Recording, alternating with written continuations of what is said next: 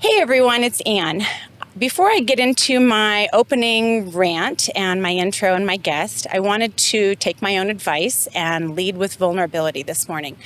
So yesterday and the day before, I had gotten a DM from a gentleman named Eric who reached out to say on a post that we had done, or maybe it was one of the minis that had just been released, how powerful that was and how it was important for him, the pros and cons of making that list for his alcohol consumption.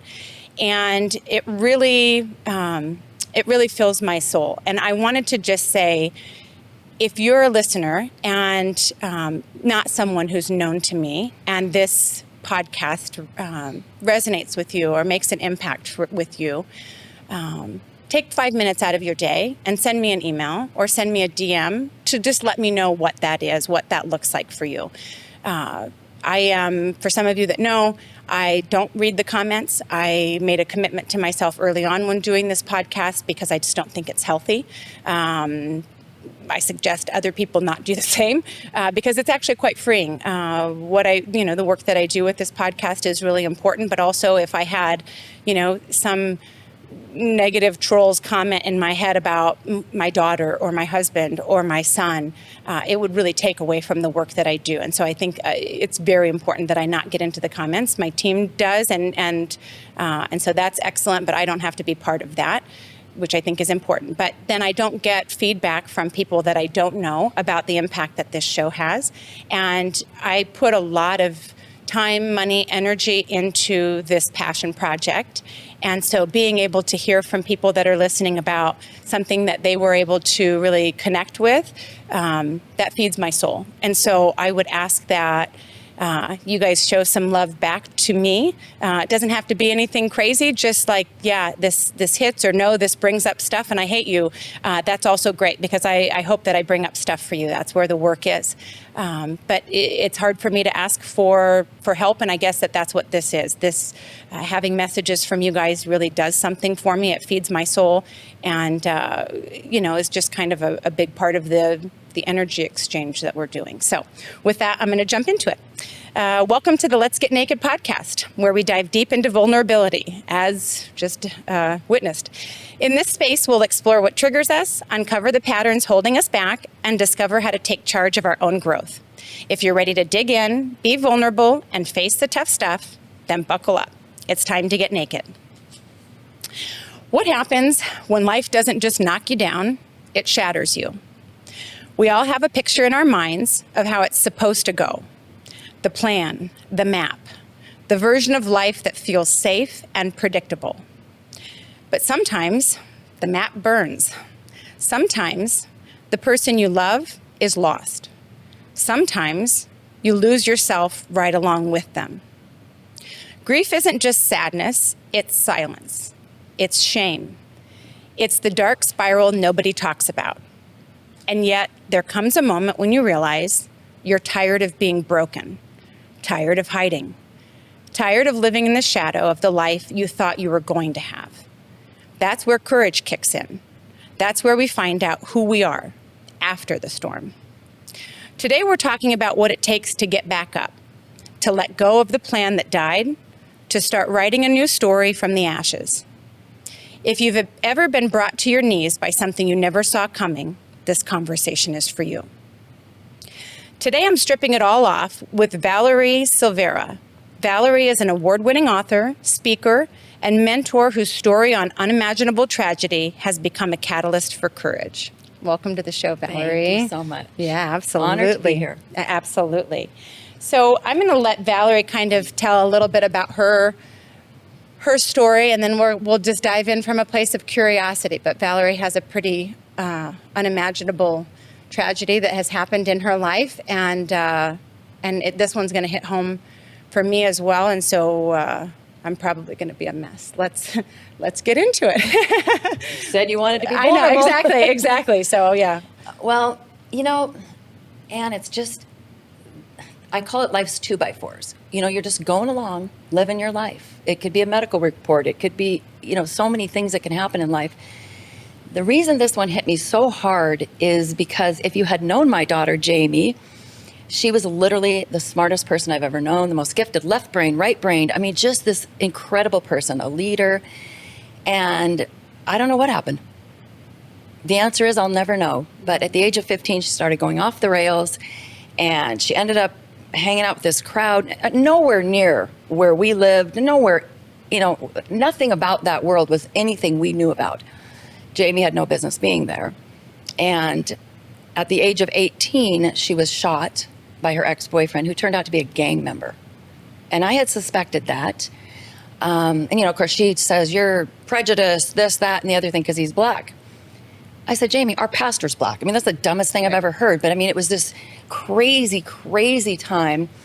And it was a near fatal gunshot wound. It was an abdominal gunshot wound. And they spent 4.5 hours cauterizing vessels and veins, just trying to stop the bleeding. And then they sewed her up with the bullet lodged in her abdominal wall. They didn't know where it was. They said, we weren't looking for it. We were trying to save her life. And so there I am, in the ICU going, what happened to my life? Yeah. This can't be my life. I don't know about you, but I'd have these out-of-body experiences where someone would call and I'd go, Jamie's been shot. And I think, like, with a gun. I mean, the shot. Yeah. I don't live in a world where people shoot each other. And so one night in the hospital, we were laying there in the dark, and she called me mommy up until her final days, which I'll talk about. But she said, Mommy, will you pray with me? And she'd become very distant, and, she thought she was tough. She thought she was one of these gang people, I guess. And she said, Mommy, will you pray with me? And so I thought, I'm not an out loud praying kind of person, I'm telling you what, a Baptist preacher would have been proud. You pulled it together. Oh, I was rolling. And I thought, you know what, she's coming back. And what really happened was my ride on the roller coaster from hell was about to get a lot worse. I needed to, buckle my shoulder harness and, strap myself down. So, I mean, just all hell broke loose, more than it already had in the past 3 years. And the long story short is that she became addicted to the opiates they gave her in the hospital, and then eventually to heroin. And so I had to use the word heroin and Jamie in the same sentence. And I remember the first time I did, I thought, that's my voice, but that can't be what I'm saying. The most gifted person I know is addicted to heroin. I mean, I grew up in the 70s where, you got arrested if you didn't smoke pot. And so I mean, I was in high school then. I mean, I got good grades and everything, but I mean, we had a good old time. But the H word was never in the mix. And we weren't just smoking pot. We did plenty of stuff. Sure. But I never became addicted to anything. I don't have that type of personality. So I didn't understand addiction. I didn't understand why she couldn't stop. I didn't understand why she would choose it over her family. And so after 13 years, I pulled the the emergency brake on that roller coaster, and I got off because what was happening is I was literally dying inside. So if you knew me, I'd be funny and fun, the life of the party, but inside I'm running the track. I wonder if Jamie's flossed her teeth. I wonder if she has any water. I wonder if, and what can I do to save her? And, and so I was, smiling on the outside and dying on the inside. And so I finally just looked in the mirror one day. It was really weird. And I said, Valerie, if you could save her, you would have done it a long time ago. Yeah. We wouldn't be sitting at the 13-year mark. So I pulled the emergency brake, but it's not an instantaneous thing. It is hard work to, first of all, forgive myself for something I didn't even know what it was, but it must be my fault. I'm her mom. I was a single mom. I'm the one who taught her everything. Obviously, I did something wrong. So I'd go through the list, the 1,000 things that I did wrong. It must have been that time this happened. I said that. And it was tough, but it's really a good thing I did. And I wrote my first book called Still Standing After All the Tears. And, when you were talking about vulnerability earlier, Anne, I thought, oh boy, can I relate to that? Because I am a very emotionally private person. I'll tell you anything you want to know. How am I feeling? Fine.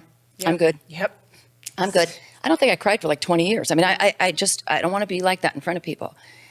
Even during all those years, I would cry in the walk-in closet so my husband wouldn't hear me because I didn't want him to feel bad, So when I wrote Still Standing After All the Tears, I started out writing a fiction book under a pen name. Then I changed it to the real story and then the real name. And I guess at that point I'd already decided that I was going to let go of shame. That tattoo on my forehead that said mom of an addict, I was going to wipe that off. I already decided that the guilt I wasn't going to let it destroy me anymore. But it was still weird, when I pushed the button, like, okay, go ahead and publish, But I thought if my story could, and I think this is so important for people to realize, your story is not about you. While it will heal you like nothing else if you do something like you're doing, I'm sorry. You're fine. It's not about us. Right. It's about if even one other person, and that's what I said to him, if one other person can find their way out of the darkness because of this book, it will be worth all of it. And so 12 years and 12 days after the first time Jamie was shot, she was shot again. But this time it was fatal. And she was murdered in Indio, California, 9 years ago tomorrow. And we haven't had a trial yet. Things don't move real quick over there. And we're hoping to have one this fall, but, who knows? So in a way, part of my story has ended in that I don't worry that she's not brushing her teeth or anything like that. And I used to say, if Jamie died, and this is something, I like the name of your podcast so much because people are afraid to say things that other people think, Yeah. And I used to say during her addiction, if Jamie died, it wouldn't be better, but it would probably be easier. Yeah. And I'm here to tell you that it is.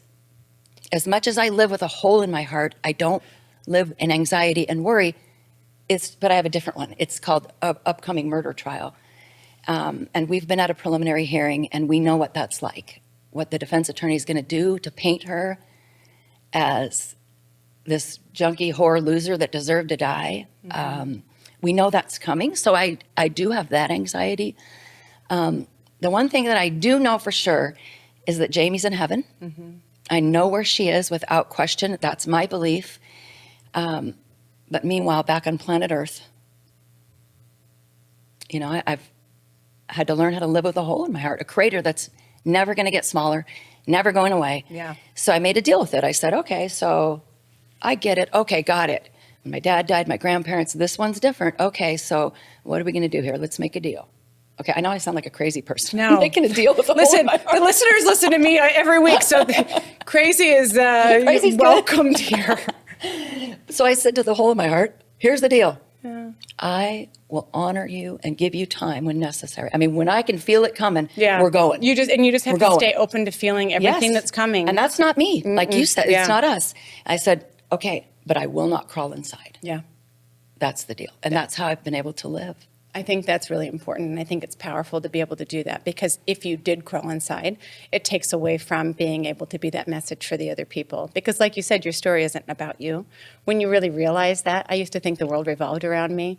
Clearly it doesn't, and that's actually been a really freeing thing for me. But when I realized that, when the big guy says you're doing a podcast and you're sharing all of your things with people, I also was an emotionally private person. I didn't even know what emotions were for the first 4 decades of my life because of everything that happened with me. So to be at this point of vulnerability, sharing stuff, bringing people on that bring up stuff for me, this podcast is more healing for me than probably any of the listeners, for sure. Because it's, you're saying things like what you said for your daughter of, would it be easier if she died, right? Being tethered to someone with an addiction is, and not someone, a child with an addiction is savage. It is the hardest thing I've ever gone through in my entire life. For people that know me, It's torture. It's torture. I have my middle daughter has struggled with stuff, and luckily, when my girls were young, starting like 8, 10 years old, I always had this saying of no meth, no heroin, no exceptions. And it's wild to me to listen to my 25-year-old daughter tell me, Mom, I can't tell you how many times that saved me, because she's around that stuff with the other things that she was doing. Because I told her, I said, if you do meth or heroin, I have to tell you, I will write you off. I need you to know that. I am not going to be able to fight a drug that I can't win against and destroy the rest of our family, because her siblings that were there and whatever, it it destroys a family of drug addiction inside of there, right? And so it's like, I can't win over What heroin a good or thing. meth. I love that. Yeah, and so it's like, I'm gonna tell people that. exactly, no Tell meth, your no kids this. heroin, no exceptions. And here's the thing, it started out when they were little, like, oh, it's fun, because obviously no one's doing drugs well, I shouldn't say obviously. In my household, no one was doing drugs when they were 8 and 10 years Right. old, but it was literally just laying the groundwork so that whenever we would talk about anything that had that, it was always mom saying, you know, no drug or no meth, no heroin, no exceptions. And it's wild to me to have her tell me as she's on the other side of that, Mom, that saved me more times than I can even tell isn't you, that because I always great? had your voice in my head at the back when people are shooting up heroin and shit at places that she's at. And I can't believe we're even saying this, though. I know. Like I said, I thought, you know, we talk about like 60s and 70s as being the drug era, it seems, right? It seems, I mean, obviously the cocaine was in the 80s and all this, you know, even in the 70s. Cocaine's still now, yeah. Yeah. But I mean, like I said, opiates, opium, right? Heroin was like someone in an opium den, you know, lying in a back alley needle in their somewhere arm, with a yeah. needle in their arm. Well, I don't even like get my blood drawn, so I Right. can't even imagine all of that anyway. But I mean, isn't it weird that we're sitting here like it's commonplace and you're telling your 8 and 10-year-old? I know. I mean, it's so bizarre to me that we're here. It is, but here's what I'll tell you. Knowing that, and having the full circle of that, tell your 8-year-olds, tell your 10-year-olds. Like, we Yeah. look at the stuff that's happening. Look how early your daughter was. It just keeps getting worse. Right? Look yeah. at these kids who have now social media, and they look at these platforms where it's like they have to one up somebody else to be able to be more outrageous. That's why everything is, for me, from my vantage point, that's why things continue to get more Yeah. and more out of control. Do you remember when we were growing up and it was like, oh, Susie pierced her second ear, I'm going to do something, whatever, you know? You have to keep ratcheting it up a Yes. notch, you know? And so when also with this drug stuff where kids are getting drugs off of the internet, they can go out on Snapchat and have And somebody these are come. drugs that you can look at and they kill you. Oh yeah, I mean, yeah, this is good serious shit. stuff. This isn't like No. dank weed that we used to smoke when we were in 8th grade. This Oh, is there was like a lid and there was like seeds and Oh, stems and God. stuff was popping. Yeah, and all like, that shit. Now, even the legal pot. Yeah. I mean, even the legal like edibles and stuff. I'm just like, whoa, we're in a whole different world. Yeah, I had a guest on a couple weeks ago whose son, she lost her son to fentanyl, and she was talking about the differences between the weed from 20 years ago and the weed now. Sure. Just the potency would blow your mind. Yeah. And again, Yeah. everybody do you, right? Adults, this is not whatever. your mama's pot now. Right, exactly. This is not, know what you're playing No. with. And you just don't know what you're going to get, too. You know, you've got these pills that people order and whatever. That's Russian roulette. You're playing Russian roulette and trying to get your head around when you have children with these addictions where it's like, oh my God. When this It's stuff gets so a hold hard. of them, though, it is like, that's why I call it the beast, Mm-hmm. right?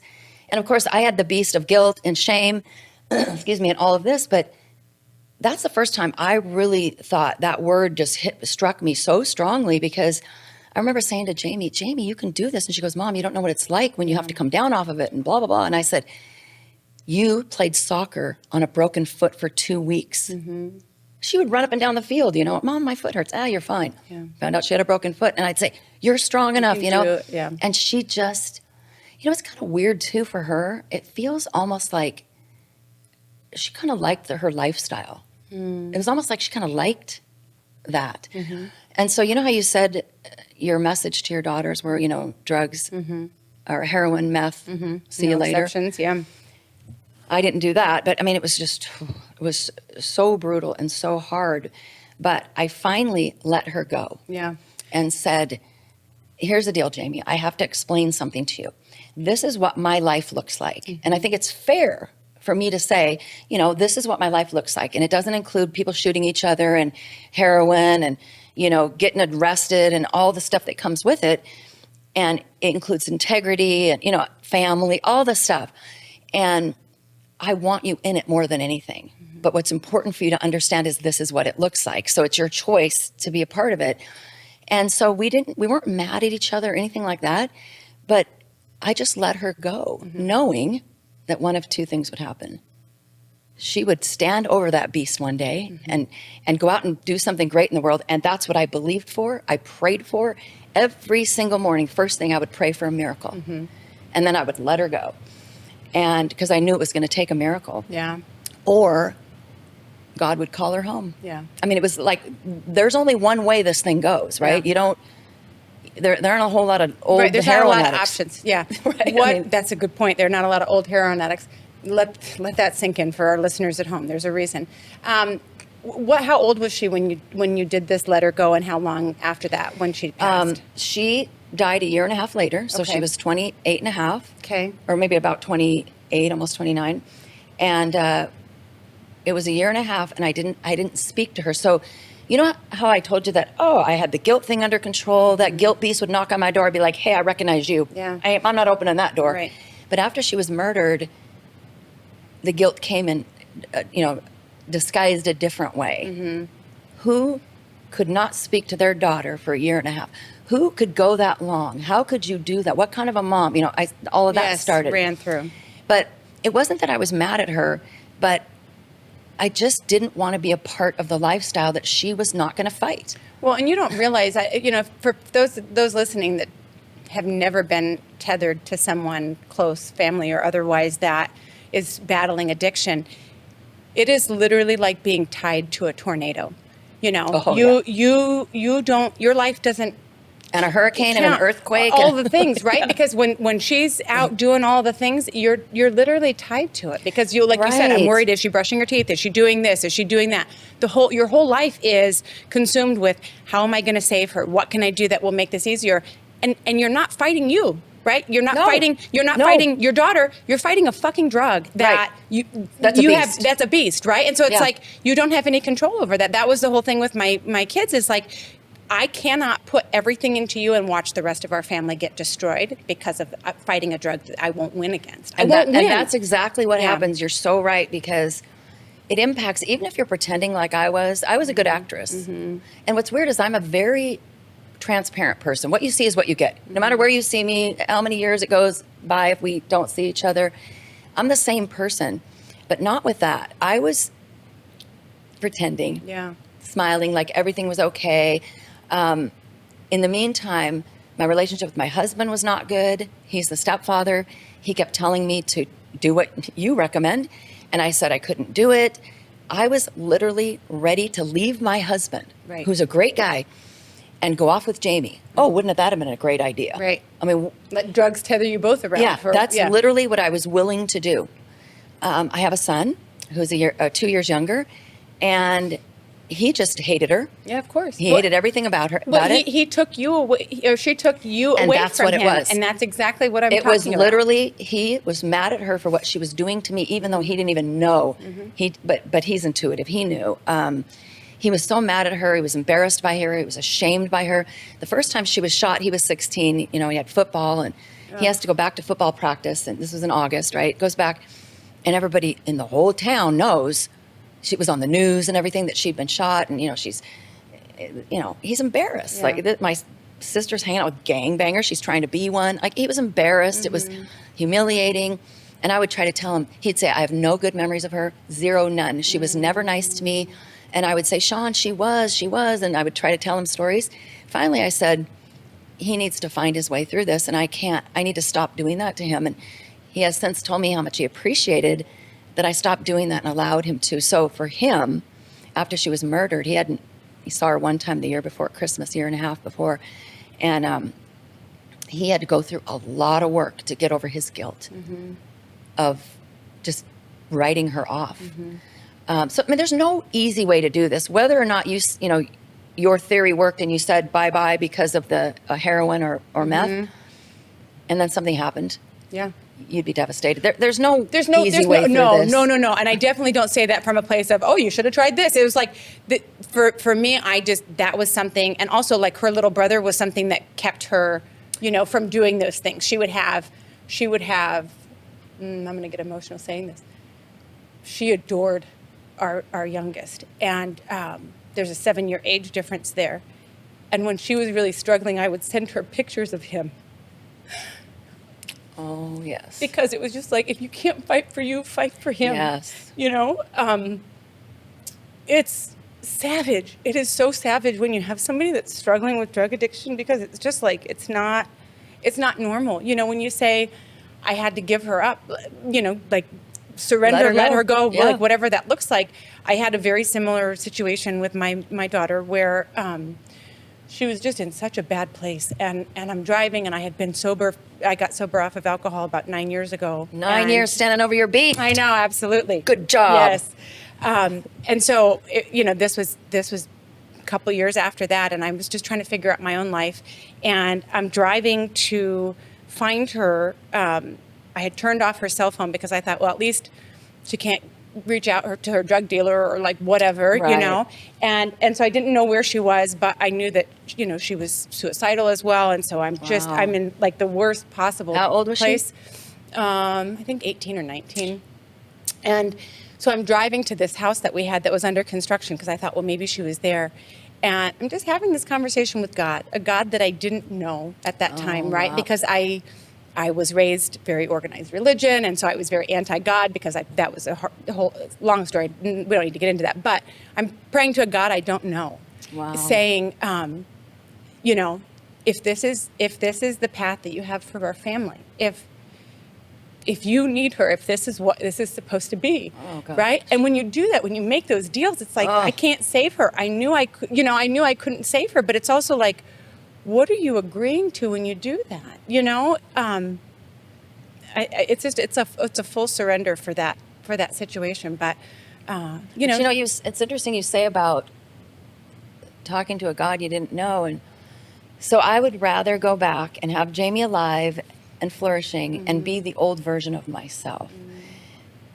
We become better through adversity if we will do the work. And if Agreed. we will look at what we can do and how we can use it for good and all of that.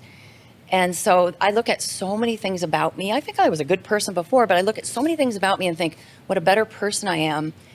Now, of course, like I said, I'd much rather go back and be that other person. Of course. It builds character. I'm like, I was already a character. Right. Okay. Leave me I don't need more character. I don't It's need any fine. more of that.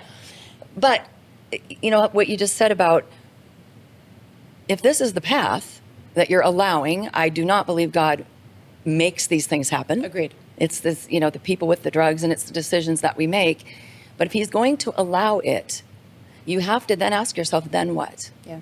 So it's like that with anything in life when, like I say, the map burns, when you have these expectations about how your life's going to be and it changes. So we either get stuck in victim land, Yeah.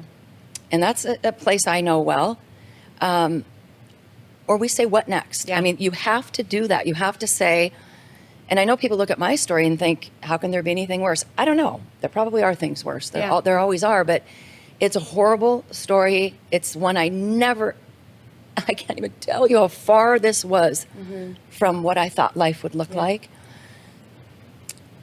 So I'm either going to fight it. I can't fight it. It already happened. Right. It is happening. Yeah, you can't change it. There's nothing we can do to change it. So we have to take whatever nuggets we can. And one of the things is I already had faith. But I've said to my husband before, do you think if we hadn't gone through this, life was smooth sailing, Sure. we hadn't had that friend who stole our savings, that's a whole different story. If we hadn't had all these adversities in life, I wonder if we'd be on our knees quite as much. Yeah. Yeah. Probably not. No, it's wild that you say that because that's the stuff, the people with the biggest scars are the best people. They're the coolest people. Those are my people, So to be able to kind of look at that from that perspective, sure, do you not wish this on anybody? Of course. No. But you can either live from this place of an expectation that you thought you were going to get your whole life with your beautiful daughter, or be grateful for the years that you did have with her. You are 100% right. I say all the time, I would do it all over again. Yeah. This is the one thing that might make me emotional. I would do it all over again, knowing all of it. Yeah. All the 15 years of hell and torture and heartbreak, and then knowing the rest of my life is going to be this hole in my heart. I would do it over in a heartbeat for the honor of being Jamie's mom. Totally. I could not agree with you more. It's like I tell my kids that all the time. It's like, this is the honor of my life to get to be your mom, Yeah. And I've made mistakes, and I've not, I was a young mom, and I made so many mistakes. Oh, really? I was a perfect mom. Yeah, were you? Yeah. Yay, first one I've ever met. I know. This is excellent. Well, I keep looking for those perfect moms that are so judgmental about people like us. They're just so worried. So here's the thing about judgment. They're so worried about what other people think about them. Right? Yeah. And when you realize it's they're turning the tethered- mirror. Exactly. when you realize like that's a mirror.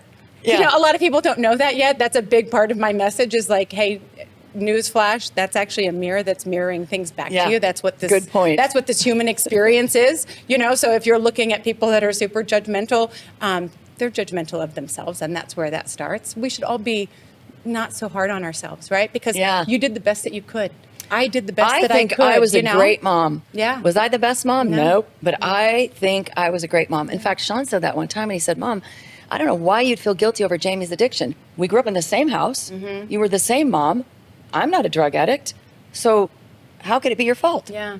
I mean, and I've said that to moms before too. Unless you held them down and stuck drugs in their body, it can't be your fault. Yeah. And even if you weren't the best mom, even if you had a chaotic childhood, my mom took a bottle of pills when I was 7 years old. And I was the only one who knew and never told a soul for 20 years. Oh, that's a heavy weight. My mom was 20 by the time she had all three of us, and my dad was gone. And, wow. Yeah, and now my mom also taught us about hard work and getting good grades and integrity and things like that. But it was a chaotic, I mean, my mom chased my uncle, which is my sperm donor, my dad, his brother, chased my uncle down there with a butcher knife one time. I mean, there were things that children shouldn't see. Yeah. So I think that we have to be careful not to blame our childhood on, no doubt. Oh my gosh, I had this terrible childhood. Well, join the crowd. Yeah. Come on. And at some point, it's your responsibility what your life is like. Now, I don't believe that thing that says you can be, this motivational thing. You can be anything you want in life. I'm never going to be a singer. If I were to break out in song, you'd all agree with me. Right. I love it. You can't be, but you can be like. You can be any way you want to be. Yeah. So we get to decide. We're always standing at these crossroads, right? With a decision, like, what am I going to do? Am I going to let grief consume me? Which is very easy to do. Or am I going to honor it? Here's how I look at it, Anne. What an honor, as I said earlier, to love someone so much that it would leave a permanent crater in my heart when she's gone. Yeah. I mean, wow. I mean, so if you don't ever want to feel that, you should just never love anyone or value anything. Yeah. We're going to lose in life. We're going to have losses. And I hope most people will never know what this one feels like or the addiction road, because that's a loss day after day after day. Yeah. Well, I think people have expectations, I think, of what their life is supposed to look like, right? The whole bird in the map. They have this whole thing of Didn't you? Well, at times, probably at different times. I don't know. I'm sure I did. Well, you know what? I don't know that we necessarily always have a plan, but here's what I thought in generalities. If you're a good person, you do the right thing, you work hard, you're honest, you have integrity. Good things will happen, right? Exactly. Everything you've laid it all out. Of course, it's going to work out. Right. When you say that, it reminds me of a story. So my sister passed away 10 years ago. My dad really had a hard time with that. Both of my parents had a hard time with it, obviously. But I was talking with my dad, and he was saying, like, I'll never get this. I'll never get this, right? With her. You mean like the moments with her? Exactly. Yeah. And I said, Dad, it's all about perspective. You got 39 years with the most beautiful creature, the most beautiful human being. It's all about how you look at it, want more. I know, but it's like no one guaranteed you more. It's like people that think, oh, I'm going to put this off until tomorrow, or I'm going to this, or I'm going to that. It's like, no one told you got tomorrow. Like, no, who do today you think you is are? the only day you're guaranteed. Right. Today, that's Absolutely, right? And so it's like, make that phone call, have that conversation, Yeah. do the things that, in your head you're thinking like, oh, there's plenty of time for. There's not. My sister wasn't expecting to die. I guarantee you your daughter wasn't expecting to die. I mean, you look at these kind of things and it's like, you're here one day, gone the next. No one said you were going to get 80 years. And also, what are you waiting for? Yeah. Yeah, it's so true. But I think what happens is we get so kind of freaked out by, no, this is the way it's supposed to look. Or society says this is how life should look, a good life should look. Yeah. This is what society says is success. Those are the things. And then when things aren't going in that direction, you feel like a failure. Yeah, but I say throw all of those rules out the fucking window. I agree. Because I believe that we're literally walking around in chains of limiting beliefs that have been put on us No by question. government, society, religion, like all of those different things that say we should feel ashamed about something, we should feel less than about something, we should compare ourselves to other people. It's like now we watch this social media platform where everyone's comparing themselves to somebody else's highlight reel. So stupid. Stop it. Like, what It's are you crazy. doing? What are you doing? Yeah.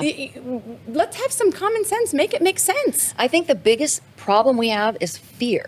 I think fear is what is holding everyone back, Yeah. all of us back from doing, being, saying. trying. It's fear Yeah. of what other people will think. Right. Fear of failure, fear of making the wrong decision, and the list goes on and on and on. I believe the big beast, that's his number one tactic. I mean, it's like sitting back, eating bonbons while we're all running around too scared to get out of our own way. I know. And then we let that get into our heads and we run these loops in our heads that are just like, what are you doing? Fucking cut it out. I know. Yeah. Yeah. It's wild. It is crazy. It's scary. And I mentioned when you asked me some things prior to this podcast, I wrote a few things to you that I'm starting a new brand and it's for girls. And it's called Labadoos, and where it comes from is Jamie. And this, you talk about going out of your comfort zone and trying something, getting out of your own fucking way, as you said. Yeah, it's true. We gotta do it. I mean, so when Jamie was like 1, she could talk when she was 9 months old. She was this crazy kid. And I would say, I love you, Jamie. And she couldn't say, I love you too. She'd say, Labadoo. So up until the day she died, up until the last email I ever got from her, she said, Labadoo, Mommy. She called me Mommy at 30 years old, right? I love that. I know, it's so cute. So I've created this magical world. It's Labadoo Land. The brand's called Labadoos. And it is 10 girls that are called into these different regions of this world to save something. The people, there's a reason that they're called there, but they also all go on a personal journey. And so what I really want to do is make an impact in that this isn't just some magical thing. I want girls to close and starting with books, and then who knows where, journals, I want them to close that last page and see themselves in what is a magical world, but feel transformed by the message. Because I think, to your point about social media, I wouldn't even be on it if it weren't for the work that I do. I know. I personally don't like it. Yeah. It's kind of a necessary evil for me because I really don't care who ate what for breakfast and who went poop at 4 who has a.m. smaller or whatever. thighs than I do. I mean, yeah, fucking it's better just hair. too much. It's way too much. I don't really care for it. But I feel like I've only been around for 63 years. Right. But at least in those 6 decades, I feel like it has never been harder. And not just girls, but I'm starting with girls. Yeah. It's never been harder to be a girl, to be young, to be, because back in my day when we had to, talk over one of those long things with strings and, ear things, we'd have telephones and all that. But back in my day, we didn't have social media. We didn't have cell phones. Can you imagine that? Oh my gosh. It was so great. When you left the It was the house, best way to you had grow to leave up. the house and find people. And You were feral. I tell people that was like my feral era because it's like you leave the house in the morning, you come back at dark, maybe. And you call someone, they don't answer. Guess what? You call them again later. There wasn't even answering. just don't talk to them, and that's also fine. Now, I don't know that I'd want to go back to all of that. I don't know. But I will say that here's what we didn't have. Should my butt be big like a Kardashian? Should I be skinny? Should I be fat? Is it the cool thing to have this? Should my nails be pointy? It's so much. It's exhausting. And we had, I grew up in Seattle, so we had like swabby jeans, and I don't know if other people had them, but there were these kind of kind of like baggy jeans with these little sailor button things, and I was a poor kid, and so that was the thing. Maybe I could have some swabby jeans. And we had Cheryl Teagues, who, now she's probably older than me, was a model. And we had Twiggy, who no one wanted to be skinny like her. We didn't have anyone to look. There was nobody to look at You're just unless gonna you be got you. Sports Illustrated magazine had skinny people. Yeah. I had Farrah Fawcett poster. I mean, you had to work to find someone. Your inspiration. And it was more inspiration, not judging somebody. Right. It was more like, wow, she's really beautiful. Not, oh, look at her defect, whatever it is. I mean, or how about the brands on the clothes? Yeah. So we didn't have everything you have now that's supposed to be the cool thing to wear has a brand. And, the $150 tennis shoes that have the swoosh and whatever. There's so much pressure to be like, to not be like, to not even be yourself. Yeah. To be someone else. And who cares? Like, to everyone that's listening, who cares? Who cares? We're all trying to get this monetary success so that we can afford these shitty labels or things that people think, so that you can portray an image that is just stressing you out the entire time. Drop everything. I don't think people realize. Fucking drop everything. No one told you had to carry all of that shit. And we need to put this message is so important. There are more than 8 billion people on the planet right now, right? And do you know that even if you're a twin, there's no one like you? Yeah, I know. There's not one other person. Yeah. That should freaking excite people. Yes. There is not one other person with your exact DNA experiences. I mean, it's like, are you shitting me? Yeah. You are the original. You're the OG. You're the only one. Yeah. And Celebrate instead, that. what we're trying to do is we're trying to have plastic surgery and starve ourselves and whatever. And it just goes on and on and on, Yeah. trying to be like other people. Well, Why? And not only that, but I think we have this whole, here's who this person is that we're all trying to be like, right? Whatever that person is. Newsflash, that person isn't even that person. No, Do you know what I mean? So it's like, what the fuck are we doing? It's just like, It's a fake it's version, gotten yeah. completely out of hand. I was watching, so one of my guilty pleasures is I watch The Real Housewives. And I was watching one of the episodes the other day. I'm about at the point where I've got to stop watching it though, because it's gotten to be too fucking annoying. As they like as I've grown, it's like, oh, come on, ladies, we got to fucking level up. It is bad. I'm not exactly sure what you expected on Housewives, but I know, but I'm it just saying. is bad. It's like someone said something about someone, and then they're like they're spending. It's like they're in junior high. That's exactly what it fucking feels like. These grown ass women. And so I'm watching as one of them's trying to put her eyelashes on in the car. She's got glue running down everywhere. I'm like, who are you doing this for? Like she would really do that in real it's life. Like, Come just on. be fucking normal. Like, Yeah. what is wrong with you? But we do this where everyone's trying to, like, in their friend group, be all put together for what? Like, Yeah. do you think you get an award at the end? Enjoy don't your know. fucking life. Like, live your life. It's like you're not valid or valuable unless you. I mean, there young girls are getting boob jobs Yeah. at like 15. And you're I feeding mean, what off are they of doing? crumbs. You're feeding off Yeah. of validation crumbs from outside people. Do you know that you have the full meal inside of yourself and you can just tap into that whenever you Right. want? Like, don't you realize that? I didn't realize it for a long time, but now that I do realize it, I'm like, hey, you guys, I'm onto something.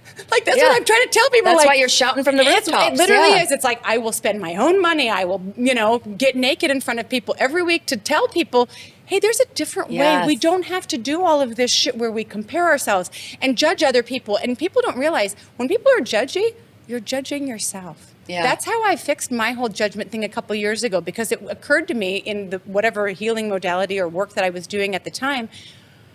Oh, the reason why I'm judgy to people that are like this, that's a mirror. Yeah. When you realize those are mirrors, those people in your life, whether it's family, friends, people that are outside of whatever, those are mirrors. They're mirroring back to you. That's your fucking homework. That's the work. If that triggers you, Yeah. excellent. That's a big neon sign that's saying, hey, look here, not put it underneath something and numb on top of it. That's what we do as a society is we have a trigger, we don't know where it comes from, we stuff it down, then we either booze or drugs or food or TV or doom scrolling right on top of it because we're so afraid of what's inside. What's inside, everyone, is fucking awesome sauce. Amazing, Right. yes. Yes, it's hard work. You have to fucking do the unpacking of all of the shit that you stuffed underneath there. But what you'll find is, this is incredible. I live the best day of my life every fucking day. Because I've set down all of those limiting beliefs that made me feel like I had to be in this. I put myself in the cage. Don't people Oh, for realize sure. that? You're put in yourself prison. the cage. You're in prison, sitting there with the keys next to you. Yeah. But you're the parole board, you're Right. the judge, You're all you're the the jury, things. and you're just sitting there. And you know what? I wanted to say another thing about, so tied into what you've been saying. I call it the F word, and it's not that F word. Oh, We've already heard that I a couple love that times. one. We've already heard that one a I couple love that times one. today. It's my fave. I'm talking about forgiveness. And the reason I call it the F word is because it's effing hard. Yeah, it is. And that was one I had really had to work on too, because I would see, long ago, I would see these news shows or whatever about a family whose daughter was, or son, whatever, was killed. And they would forgive the person who killed them. And I would say, who are these weirdos? Right. They're lying. Yeah. There's no way in hell they're forgiving someone that killed their kid. I would never. They don't deserve it. I mean, I was up on my high horse about this. And then Jamie was shot the first time. And here's how I felt after he shot her. When I was sitting at the ICU wondering if she'd wake up. And they were looking for him because he had gang ties and they had to get the SWAT team and, all this crazy stuff's going on. And I'm thinking to myself, you know what I could do?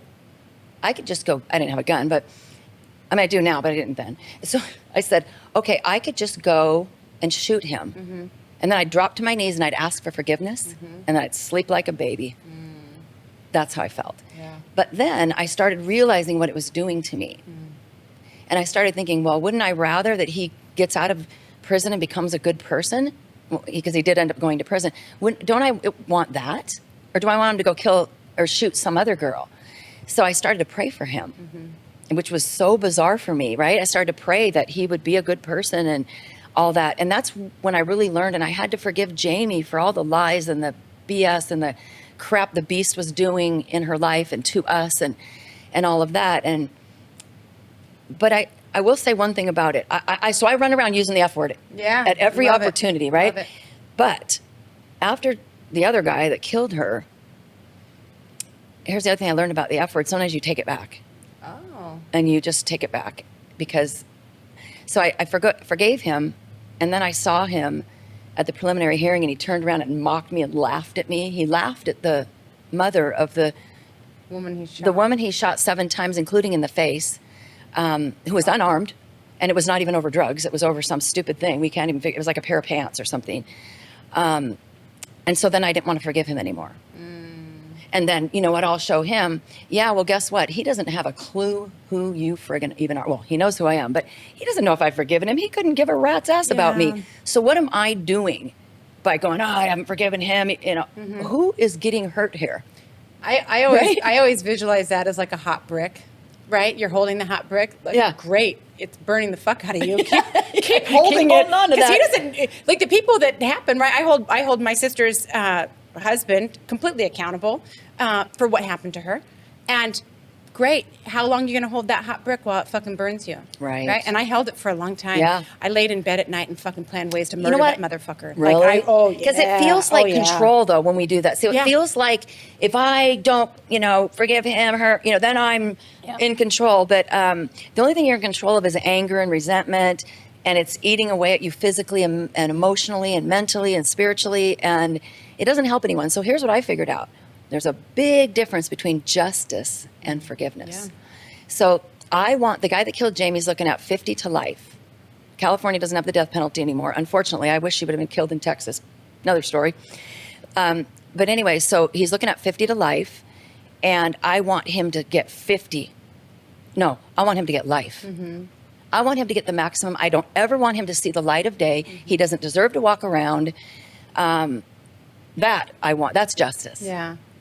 But forgiveness is, I don't forgive what he did, but I have lifted I don't think about him. He's not a part of my life. When I talked about him and Burn the Map, I didn't use his name. He doesn't get to have a name. Right. So I feel like if we can separate the two, it helps us with using that F word. Yeah. Yeah, I think that's really important. How long after? So, how many years ago did she pass? 9 years ago tomorrow. 9 years that you said that. Sorry about that. So 9 years ago, how long do you feel like it took you before you really felt that forgiveness?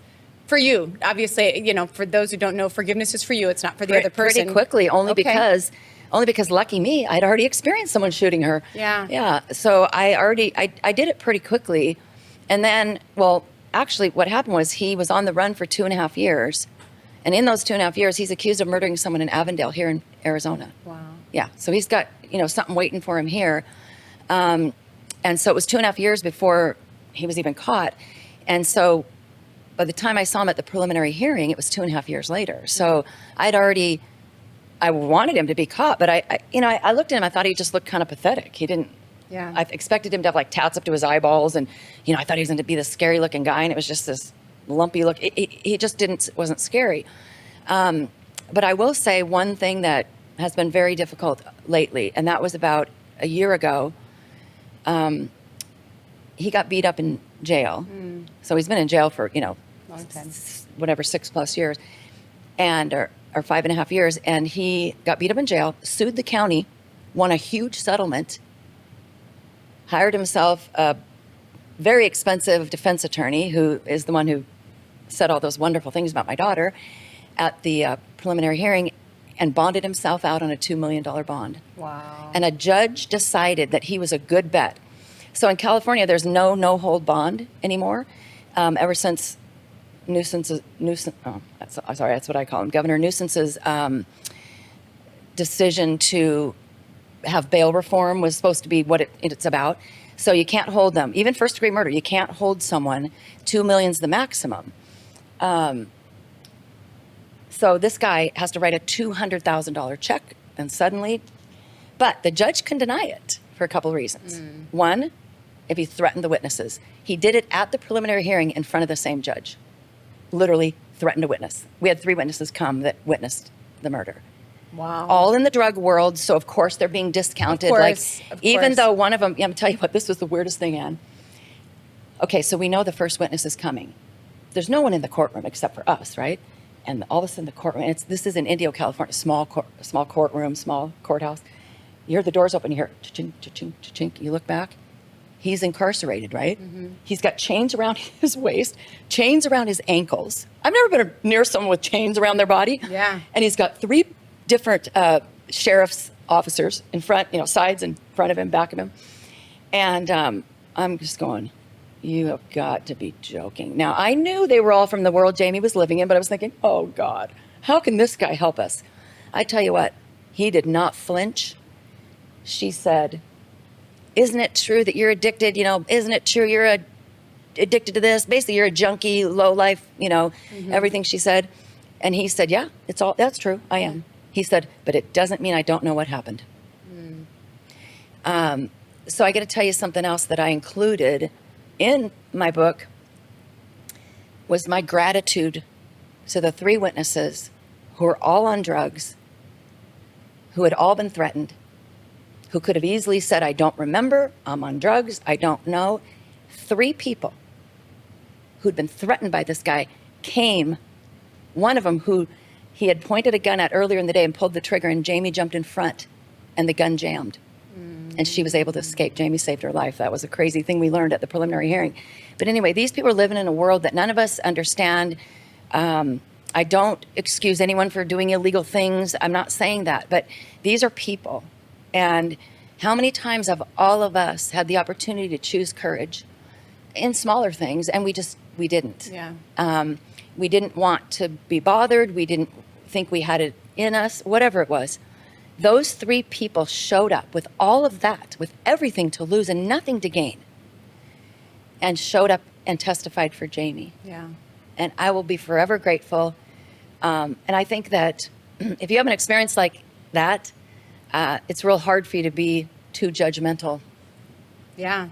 No, it's true. It's doing the right thing generally is not the easy thing. And No. for those people, that is the right thing to do, right? To come forward and be witnesses to that. Yeah. When do you go to court, and what does that look like? The whole thing's such a joke. So apparently the defense, and it's understandable in a way, the defense gets to run the show in a murder trial. I didn't know if you knew that. The DA's office does not run it. It's run by the defendant. Because he already waived his right to a speedy trial, obviously. Right. I can't believe that you said he was in jail for 5.5 years. Yeah. Like, what are we waiting for? He fired every attorney that was appointed to him, including himself. He was his own attorney. He fired himself once. I don't know what. I'd like to do that. I didn't realize that was an option. I don't know what he's thinking. Who knows? Yeah. I mean, like one time one of the DAs, because of course we've had multiple DAs now. Right. One of them said, the problem is you're trying to think like you think. Yeah. Like these people don't think like you. These aren't normal people. So anyways, not only did he waive his right, but now that he's got his high-priced attorney, of course, now that he's on bail, he doesn't want to get back anytime soon. So they keep delaying it for this, that, the other thing, all these reasons. He's had hangnails, whatever. Right. They can, and the reason that the prosecution doesn't fight this a lot is because you don't want this to be thrown out on appeal. Wouldn't that be terrible? Yeah. If he gets convicted and then we have to go do it again. Yeah. No, this has got to be Or- gut-wrenching for you to be drugged through this. It's horrible, and we know because we went to the preliminary hearing. We saw what she said about Jamie, and we purposely didn't want to see certain things like autopsy photos. Obviously, I don't. Some moms do. I don't need that in my head. I need Jamie laughing her ass off with me. That's what I need in my head. I don't need her laying there with blurred out stuff with bullet holes. So I had left the room when I found out she got shot in the face because I was going to scream and then I would have been ejected. So I just got up and I had to leave. I couldn't take it. So Rich and Sean put their heads down because that was the cue. You have a system worked out. We have a victim's advocate with us. So you have a system worked out where they'll help you not see or hear what you don't want to. So they're looking down and all this is being described, of course. And then the DA says, I'm taking the autopsy photo down now because it's an overhead. She pulls the thing up. The defense attorney grabs it off of the thing and goes like this and holds it over her shoulder. Who would do that? That's to what terrible. end? There's not even a jury. What are Well, you doing? that's just not human. No, like it's- to me that feels like, I get it, that's your job and whatever, but that's not human. What what is is your wrong job with is you to- that you would do that? That's no, somebody's it's- child. It's unbelievable. So anyway, the point is we know what's coming because we spent a day there. And I will honestly say that I guess the humorous side of it is like watching friggin' paint dry. You know, on TV, all these trials, they move and all this stuff's happening. Yeah. Oh my gosh. This woman objects to every single thing, everything. And when they object, it doesn't move quickly. Right. The judge has to say this. And then she goes, let me rephrase it. And you're going, isn't that what she already said? Right. It's so dumb. May I approach the witness? It's What a a waste of very, time. it's a long time. So it's going to be a month long.